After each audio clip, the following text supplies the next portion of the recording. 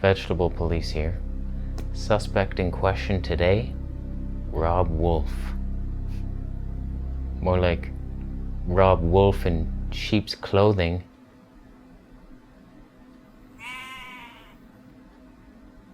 Bitch. So what the hell do vegans eat?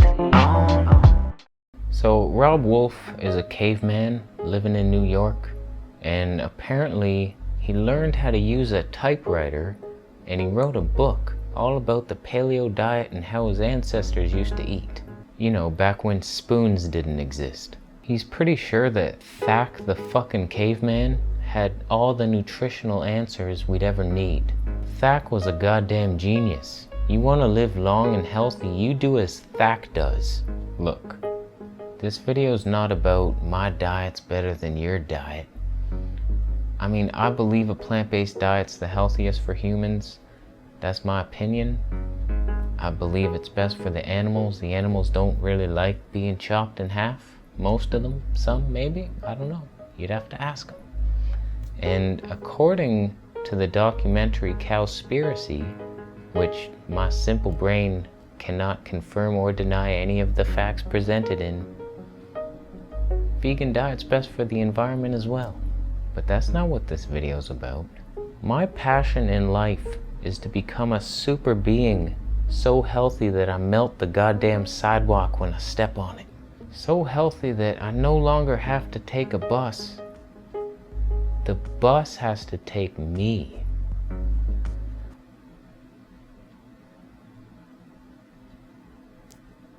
It sounded funny.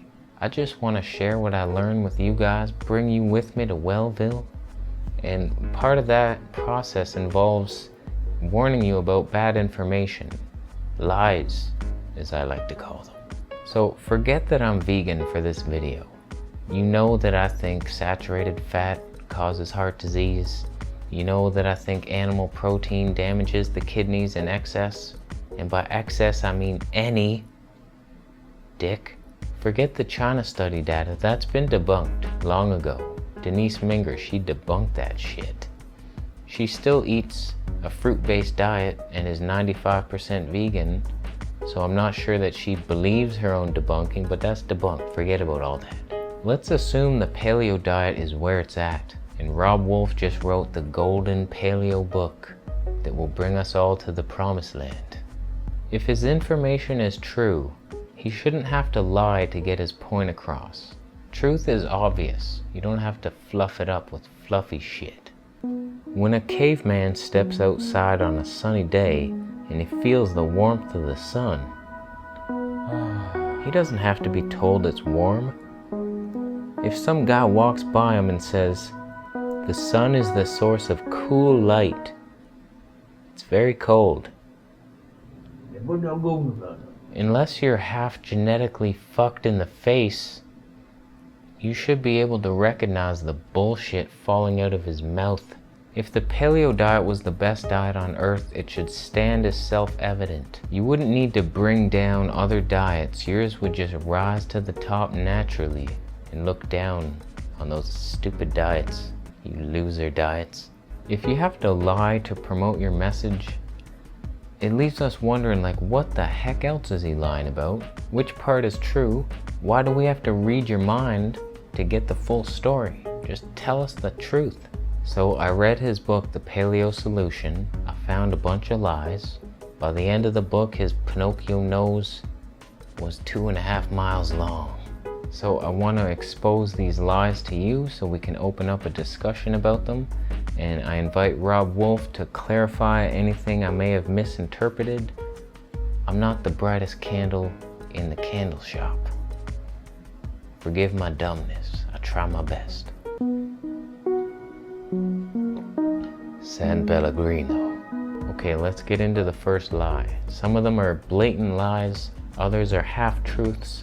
Some are truths wrapped in a lie sandwich. It's very confusing. So here's a quote from his book. Our human and pre-human ancestors had lived for 3 million years with a remarkably high level of health, eating only lean meats, seafood, nuts and seeds, and seasonal fruits and vegetables. Our ancestors lived to an average age of 30 fucking years old. Cats live longer than cavemen do. If you can't stand the thought of your cat dying before you, then yes, go on the paleo diet. That's the best solution to that problem. But cavemen weren't healthy. What remarkable health. They barely scraped by. They didn't know what the hell they were doing. Dying at 30 is not healthy. How do you know they were healthy? Here's another quote to go along with that. They showed no nearsightedness or acne. You could tell that from the bones, could you? You're a bone wizard now?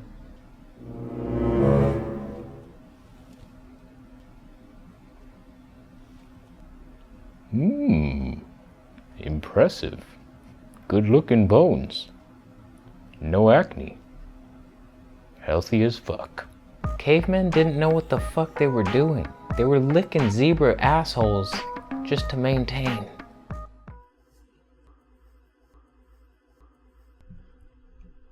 Who, me? No. Think I was licking that? No. What do you... They would have eaten anything. They sucked at life. Here's a blatant lie.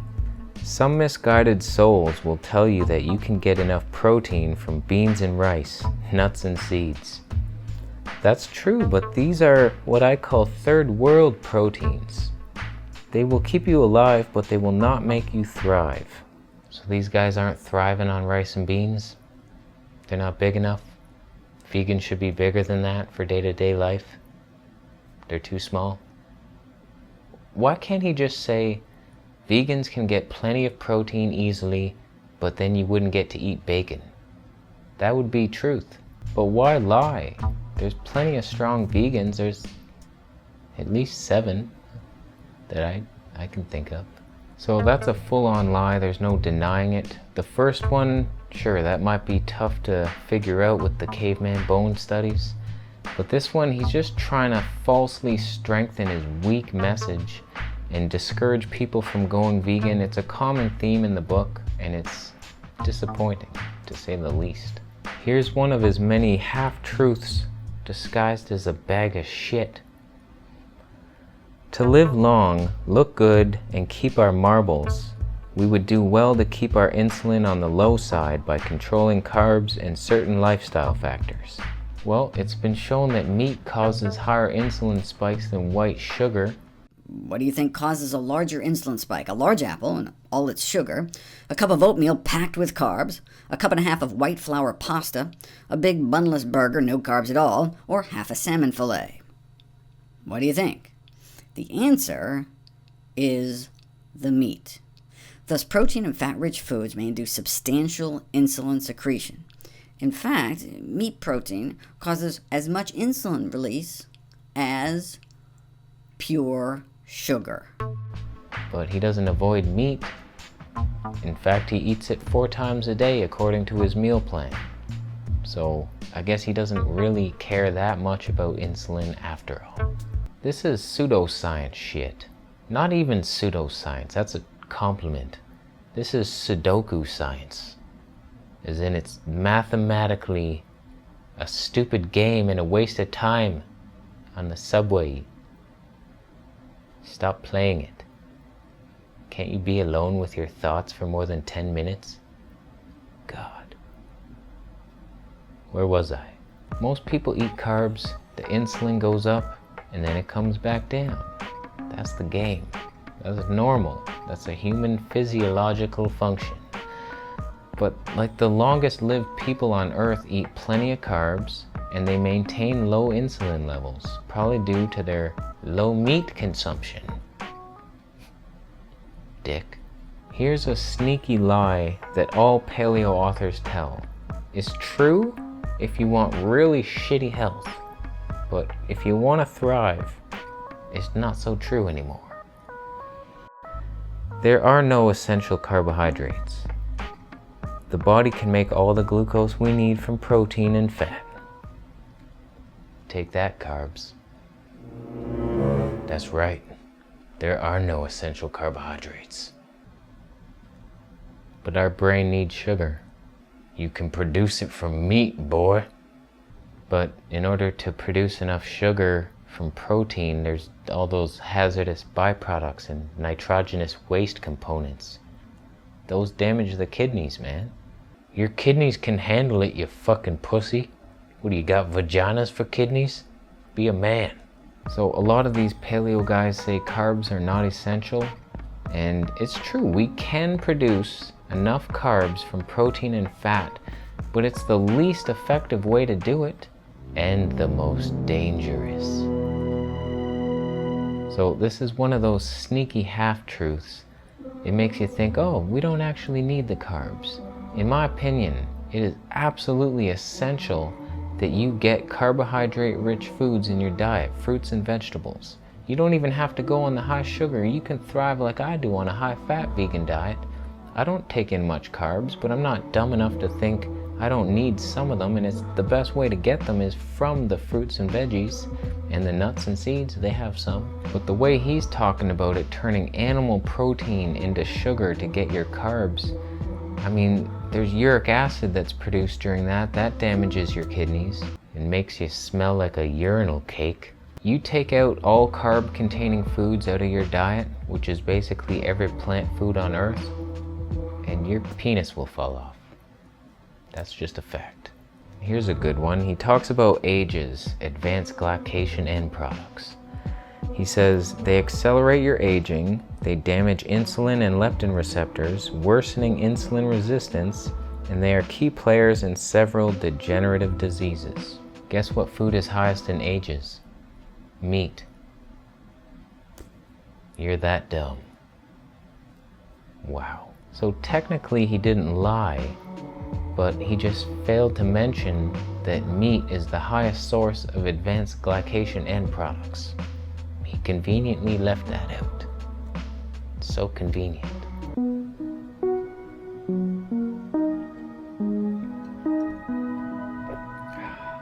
San Pellegrino. And let's not get too scientific here, but AGEs are formed when proteins and sugars interact with each other. They do not get along. They hate each other. You really don't want to mix high protein foods and high sugar foods in the same meal. Yet you look through his meal plan, it's all big hunk of meat, sweet potato. That's protein and sugar right there. So you get the double whammy. You got the AGEs from the meat, and then you got the interaction later when the sweet potato has sex with the pork loin. That's double whammy shit. Here's a blatant lie that just shows that Robb Wolf is behind on the science. But what can you expect from a caveman? Not much. He says, large puffy LDL floats benignly through the bloodstream. It's the small dense variety that clogs your arteries. Oh, they're just benignly floating through your bloodstream, petting unicorns as they go by, sprinkling fairy dust. They're so sweet. Well, according to actual science, the large fluffy LDL increase your heart disease risk by 44%, and the small dense ones increase your risk by 63%. So they are slightly less deadly, but if you told me to cross the street with my eyes closed, and there's a 44% chance risk I get hit by a car, I'd just go back home and not do that. You can go play Russian roulette, I'm good. That's all you. He also says that the small dense LDL are a product of high carbohydrate intake. Wow. The only known diet to reverse heart disease is a vegan diet, specifically high in carbs. What is he talking about? Why does he say it? It consistently lowers LDL levels.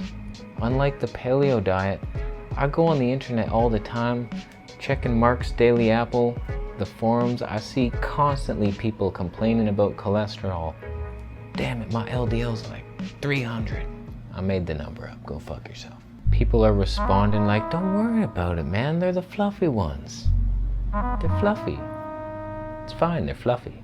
Fuck your fluffy lies in the face. I mean, yes, refined sugar can raise your LDL, but I don't know anybody who's recommended refined sugar other than Durian Rider, but He's going through a breakup right now, so cut him some slack. Here's a doozy. Due to the grain feeding of our meat, we consume far more palmitic acid, which increases LDL cholesterol. Although this is not the only risk factor in cardiovascular disease, it is something we can easily modify by consuming grass-fed meats and wild-caught fish. Thank God. There's just so many things wrong with that paragraph. I don't even know where to begin, but let's do it. Grass-fed meat still raises LDL cholesterol. It doesn't matter how green the grass was, or if you gave the cow wheatgrass retention enemas. It's still not going to create a heart-healthy fat profile. Tons of studies have been done in countries where factory farming doesn't even exist. They demonized the meat and it was all grass-fed natural shit. What? You're pulling shit out of your magic rabbit hat and it ain't working on this guy. Here's a guy who took your advice, eating all grass-fed meats, organic, tons of vegetables, still had a heart attack. Grass-fed meat, nutritionally speaking, might be slightly better than the factory farm nightmare meat, but it still causes atherosclerosis. And let's pretend you're right. Let's throw this out there. Grass-fed meat is healthy. It's unsustainable to feed the planet grass-fed meat. So you're basically calling for the end of mankind as we know it. Why do you hate the people of Earth, Rob? And let's be real here.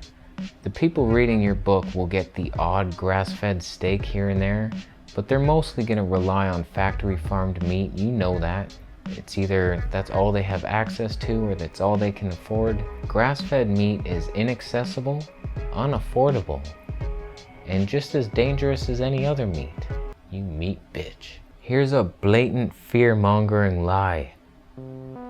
You will not lean out, perform, or gain muscle on a vegetarian interpretation of paleo when compared to an animal-based approach. Does it look like I have any problem leaning out? How about vegan gains? He's not lean enough? He can't build muscle? Brian Turner? He's weak? Vegan physique? Not strong enough. How about Simnet Nutrition? Yeah, don't see a lot of muscle there. And those are just the YouTubers. Let's not even talk about professional athletes like Alex Caceres, Abel Trujillo, Ashley Evans Smith. I'm already bored of naming people. Vegans can be strong, what the fuck? Here's a tough one. I'm honestly not sure if I'm gonna be able to debunk this one. I debated putting it in or not, but I'm a man, I can admit it if I don't have all the answers. So here he is. Meat and seafood is also incredibly nutrient dense. Calorie for calorie, lean grass-fed meat is tough to beat. Okay, fair enough. Let's put it up against kale. Ah, fuck it, lost. Okay, let's try lentils. Ah, fuck it, lost again. Wow, that was hard. That was hard. Sure, meat has nutrients in it, but not in the amount that we need. It has no vitamin C, hardly any vitamin K or E. There's no beta-carotene. There's hardly any calcium or other alkalis and bone-building minerals. And it's just too high in phosphorus and iron. It's a death trap. It's an oxidating death trap. It's high in all the wrong shit and low in all the good stuff. It doesn't fit our nutritional needs, you cave-dwelling nematode. Here's some good advice. Put some oil in a pan, start browning meat. Oh, that brown stuff called polycyclic aromatic hydrocarbons? What, I know stuff. That stuff causes cancer. Clinically proven. Awesome tip, Rob. Brown that meat. Get it dark. Even Nora Gedgaudas is starting to recommend people boil their meat to stop producing that cancer-causing substance, polycyclic fuck. Guess you haven't quite caught up to Nora yet. Who would have known cave women were so much smarter than cavemen? Here's a tip to set you up for a great day. He recommends meat and nuts for breakfast. It is a solid, sustaining breakfast that sets your hormones and neurotransmitters for the day. Add to this a triple espresso, and you're ready to get some serious world-saving accomplished. Fuck you. Save the world, really? Kill a goat, save the world? Is that your next shirt? And tell me something, without the espresso, you just go back to bed due to steak exhaustion? How does that feel in the morning you wake up at 8 a.m. and have a 12-ounce steak and some nuts? Yeah, you'll be light as a fucking feather. He actually has some good advice here. Robb recommends total cholesterol between 120 milligrams and 140. I was shocked because from Caldwell Esselstyn's work, we know you're heart attack proof once your cholesterol gets below 150 milligrams. So it's almost like he pays attention to the current research. Bravo. Unfortunately, the paleo diet will never get you there. I've never seen it. I've looked at a lot of people online posting their cholesterol, bragging on Mark's Daily Apple. It's never that low. I don't think I've ever seen below 200. People were constantly complaining about cholesterol above 200, above 300. People on plant-based diets get it down below 150 every time. It's so consistent. It's like, unless your diet is coconut oil and Oreo cookies, you're gonna have healthy cholesterol.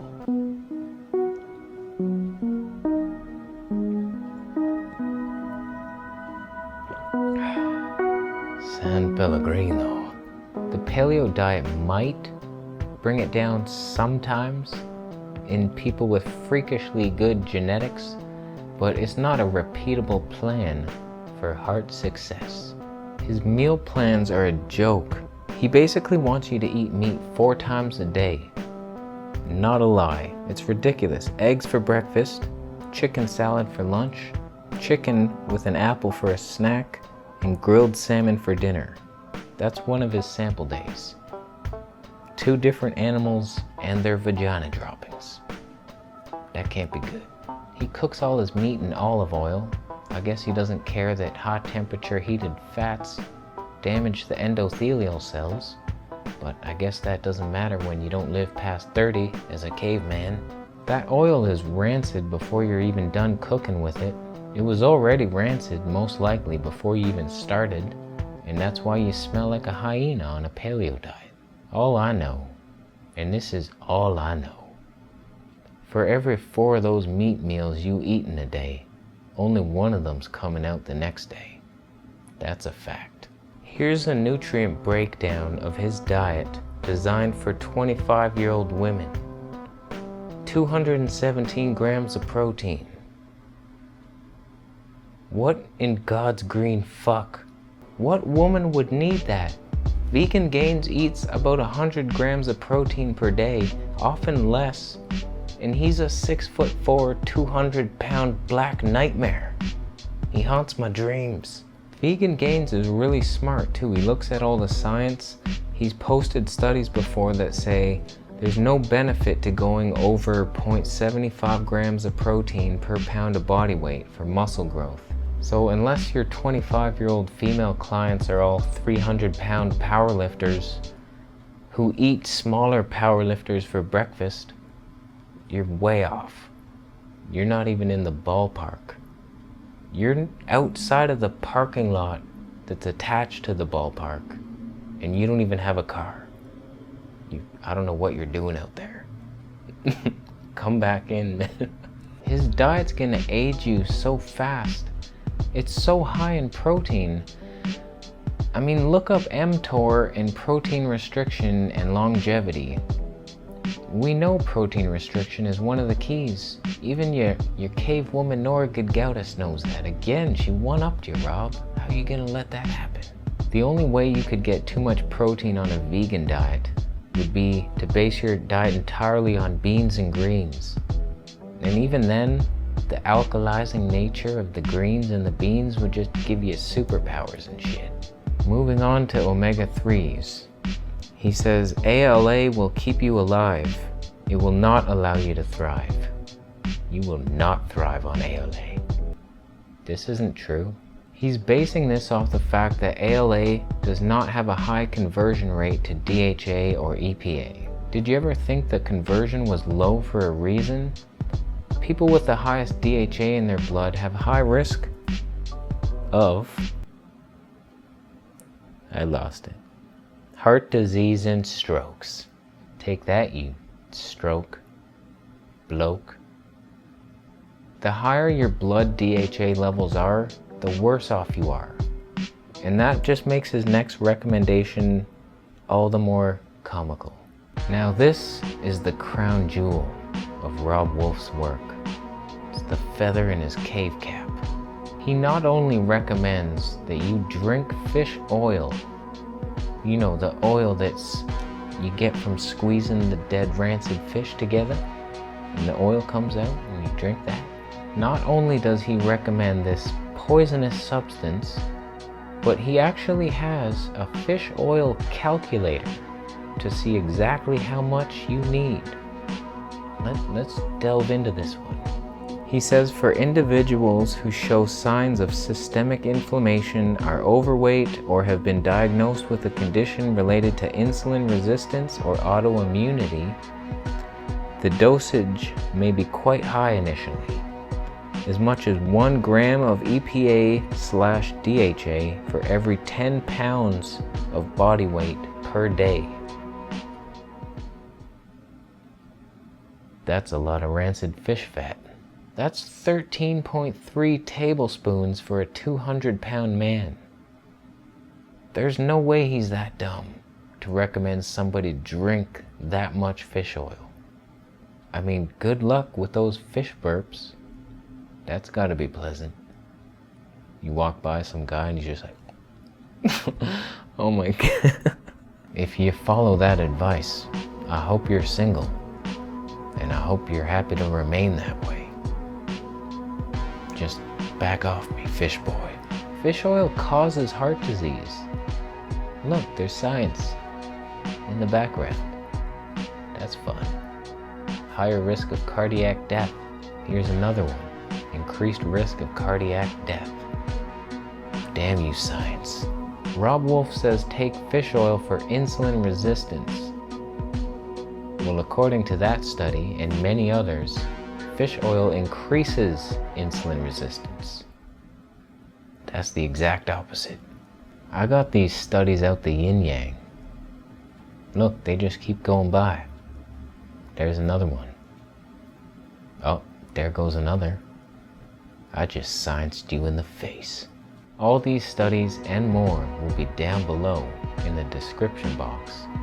But common sense alone should be enough to say, hey, maybe we shouldn't squeeze all those fish and drink the oil. Maybe we shouldn't do that. No? Have you ever heard of lipid peroxide? It's carcinogenic. It's formed when fats are heated at high temperatures, kind of like how Robb fries all his fatty meats in the pan with his olive oil. I mean, these are just the basics of health. How was this guy allowed to write a book? He's gonna kill us all. I myself, I like to take a look at the science, but then go with a more intuitive approach to decide what works, experiment with my body. His plan does neither. No science, no intuition. You should rename your book. You gotta be an idiot to follow this book, you idiot. By idiot. But vegetable police, tons of people go on the paleo diet and they feel great. It's the best diet on earth.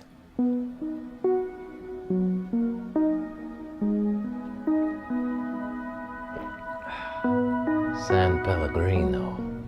Well, here's Robb Wolf's biggest success story. This is his claim to fame. He took a fat, bald guy and turned him into a slightly less bloated, fat, bald guy that needs glasses now. He literally ruined his health. Can't see anymore. That's his success story. This is his testimonial in his book.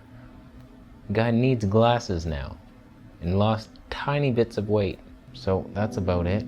Robb Wolf's book is full of lies, half-truths, and bro science. so bro-like that even bros are like, bro. And that was just the tip of the iceberg. This video would have been 30 years long if I told you every lie in that book. I actually just went through a full memory card. I've never done that before. I've been filming for hours.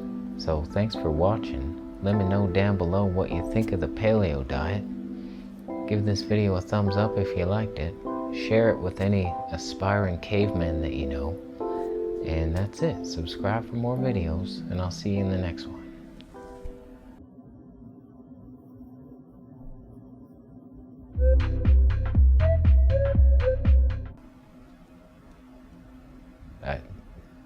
And if you're curious about what the body looks like today, take a look.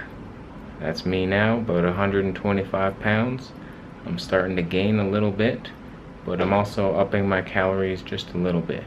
I'd love to build muscle on 1,500 calories, but if I'm hungry and I need more than that, then I'm gonna listen to my body. Let's do this.